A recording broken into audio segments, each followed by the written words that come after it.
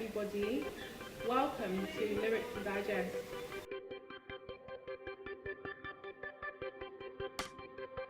My name is Nessa.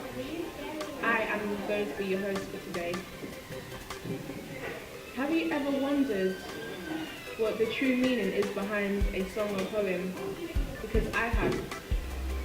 Many times I hear a song or poetry and I think, this is deep.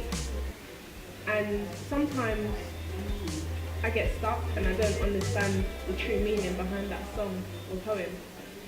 Does this ever happen to you? Do you ever get stuck? Well, Lyrics to Digest is about understanding expression from any source, whether it be music or poetry. The fundamentals of Lyrics to Digest is very simple. 1. Choosing an act for that month or week. 2. Choosing the poem or song to review. And 3. Reviewing that poem line for line, word for word. Lyrics to Digest. Let's go!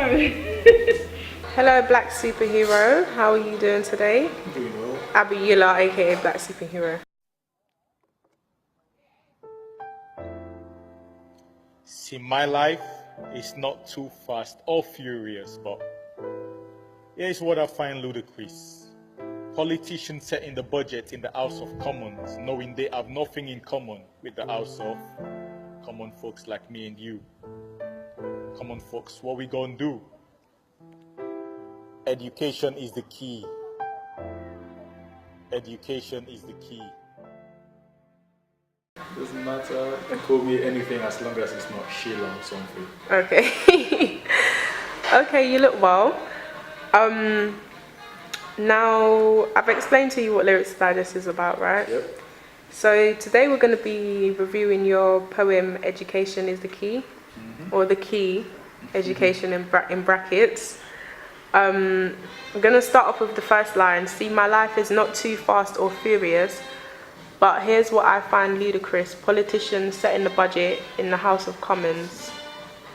Can you just explain to everybody what you mean by that? I think it's literally, the first line is just simple wordplay with the structure, you know, fast and furious and talking about ludicrous. Now it's just, it's just to build in what the next lines were then gonna say, you know, about politicians setting the budgets, like the country's budget, when they've never lived the life of the average person, if that makes sense. Yeah. So that's why I find it a bit ludicrous that, you know, people that have never lived like the average person can set budgets for the average person. Yeah, that makes sense. That makes a lot of sense. So then you go on to say,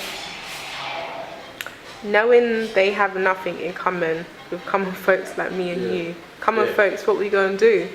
Yeah, so pretty much what I just said is like, so politicians set the budget for people like me and you, because the average person in England is not a politician. Makes sense? So it's a bit absurd for them to be then setting the budget for us. Yeah, that makes sense.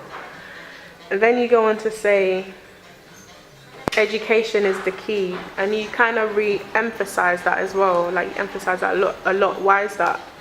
That's basically what the poem is about. So it's like, I think it's to build on the juxtaposition, because like it's saying, I keep saying education is the key, but then I'm questioning, is that what these politicians actually think? To them, is education the key? Like, do they want the normal person to get ahead as much as he can? Do they even want the normal person to be educated? Because people are scared of educated people. Yeah, that's true. Now that makes sense. So then you go on to say, since education is the key, why is university not free? Now, university is not free because why is university not free, first of all? Your guess is as good as mine. I just think literally when the fees were first introduced, it was to deter, people that were going to uni just for the loans or just because. Okay, Yeah. fair enough, that worked. But then now I feel like it's just to deter anyone from going uni, because nobody wants to go uni and then come out with 90 grand debt. Yeah. That makes sense. That will take you a lifetime to pay off. And it's raised now, isn't it? What did it start off from? Do you know? I think it started off at about £1,000, if I'm correct, and then that was tripled, Yeah. £3,000, and then it was tripled again to £9,000, and by the time Okay. you know it, it's like you're gonna need to sell your kidney to get into uni. Hopefully not. Hopefully it doesn't come to that.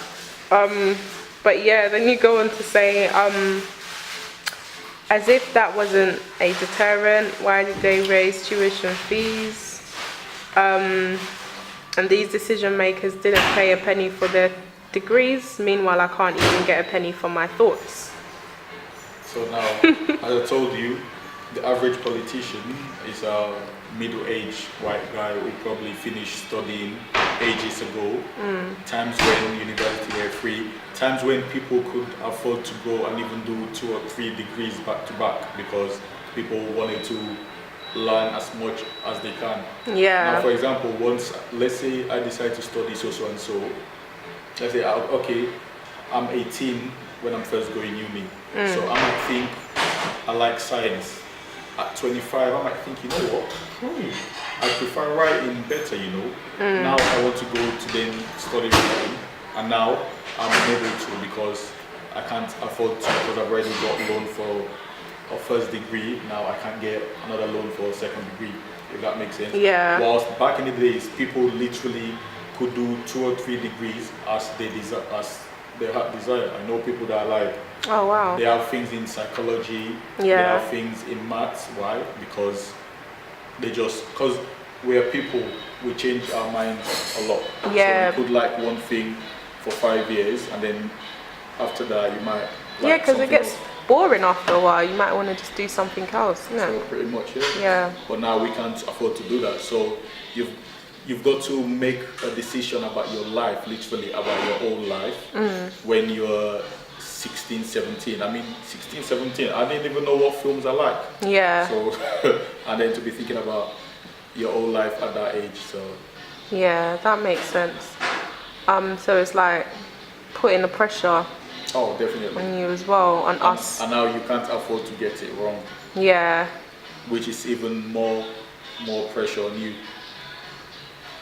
Yeah, and it takes away the essence from learning, doesn't it, in a way? Now I don't even see us learning, to be honest. I see us, I don't even know the word to use, but it's hard to call it learning. Yeah. Alright, so wait, let me just see. Then you go on to say, see, their sons will inherit lands and plots as I struggle to pay rent. Juggle that with my student loan repayment.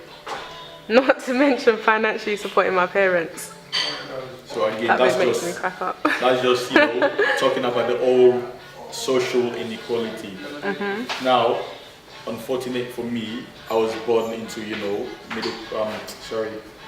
working class parents, so I'm not gonna be inheriting a lot of businesses or assets that's owned by the middle class and the upper class. Yeah. Now most of the politicians, they're somewhere between middle and upper class. So when they get old, their sons have things waiting for them. Their sons have estates waiting for them. Yeah. Whilst I'm still gonna be probably living in a council estate with my kids and that. Yeah. Now, so their son don't have to worry about certain things like how are they gonna afford the rent at the end of the month? Does that Yeah, make sense? yes.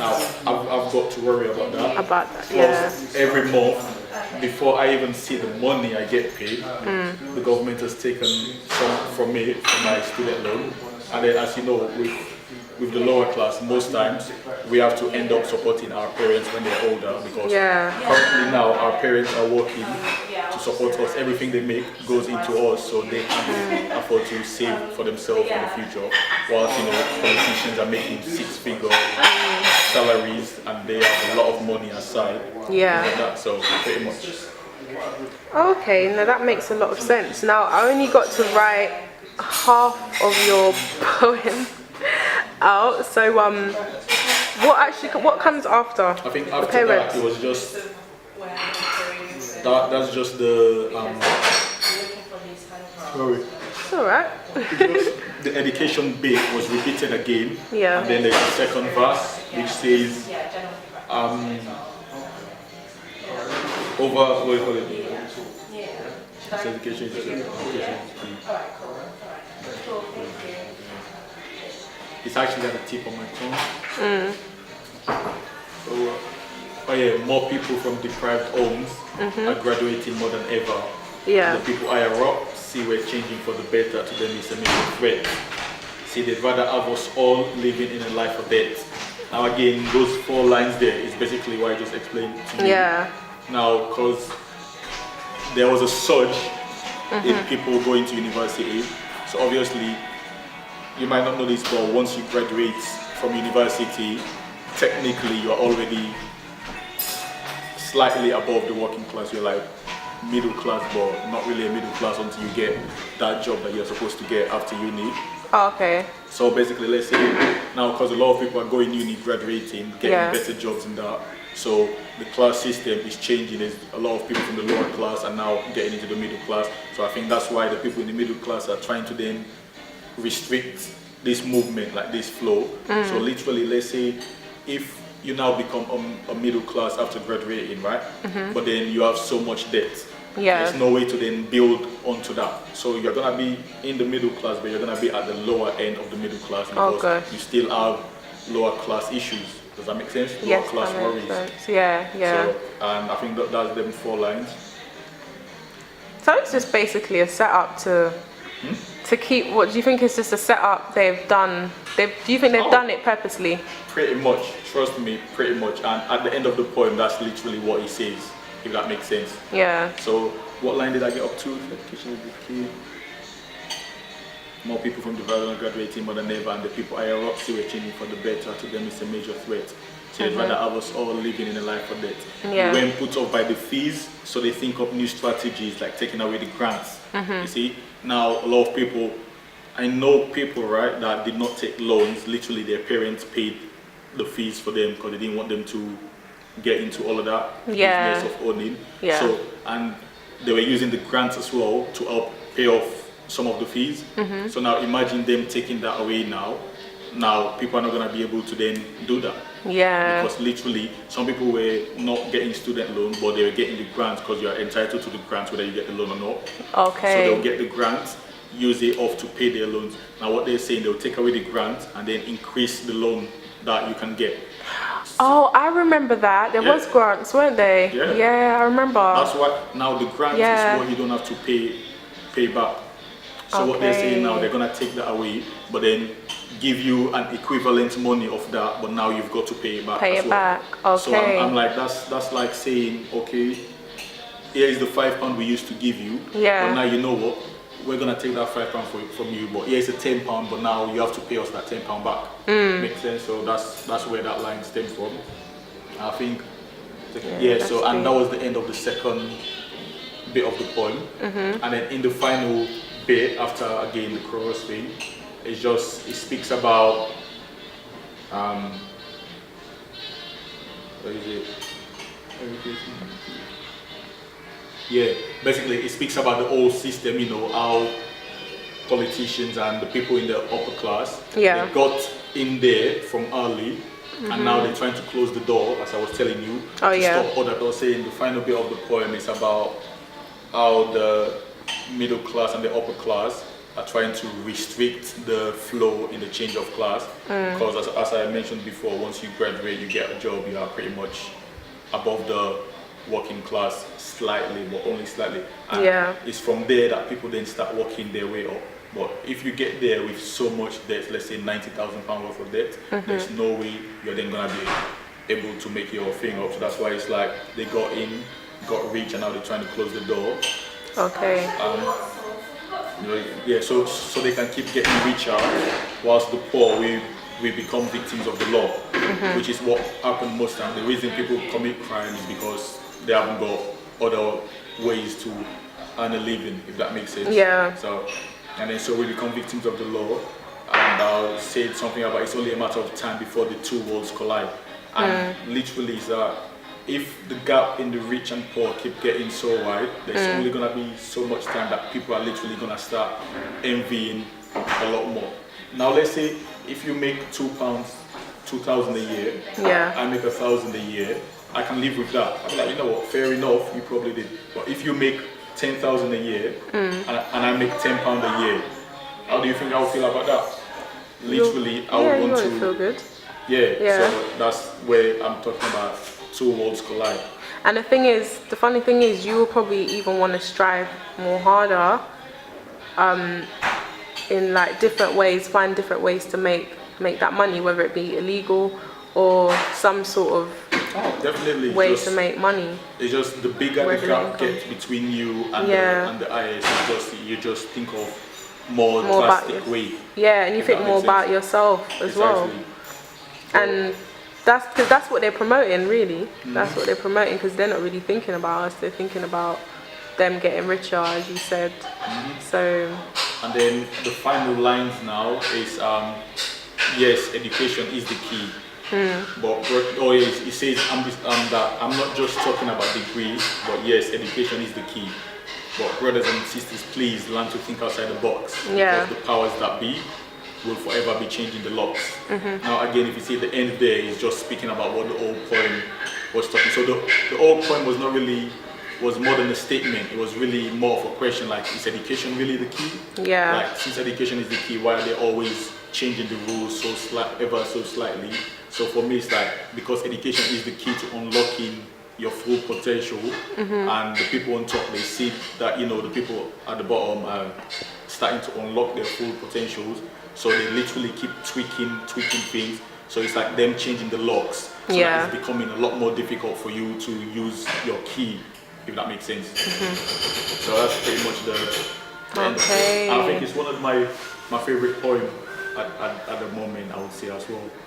But you know what, like, what advice would you give to people who want to, like, study but they're not able to because of the money and stuff? What advice would you give them?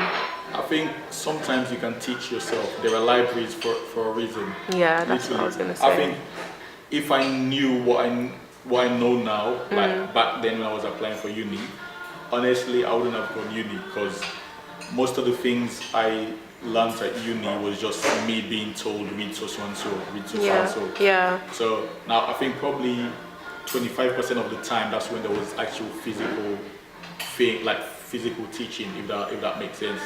So I think what you want to do, if you want to learn, if it's a craft you want to learn, find someone that's already good at that.